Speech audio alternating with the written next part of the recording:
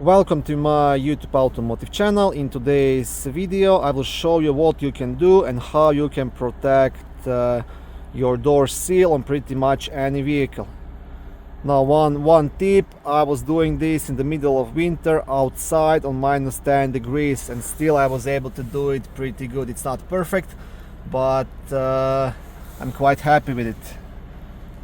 What you should do, you should always do this kind of stuff in a warm shop or a garage or something like that. First you want to clean the area and then you want to tape this on. But still, if I was able to do it on this cold temperature, it's definitely doable at warmer temperatures as well.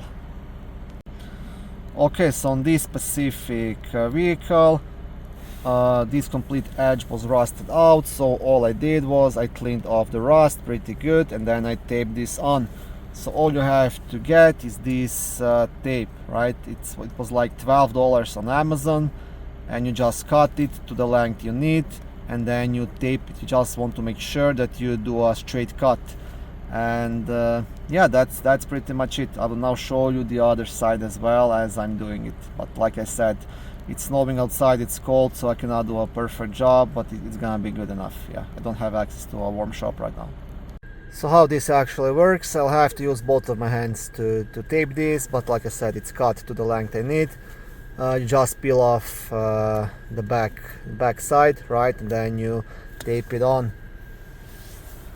You can see this side is not bad at all, it's pretty good, but what I want to do, since I taped the driver's side, I will do the passenger side as well, so they look kind of the same. Yeah, that's the idea.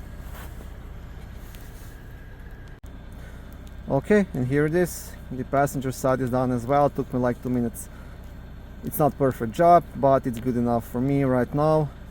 If you put more love into it, more attention, you do it during the warm weather or in a shop, you can do it much better than I did.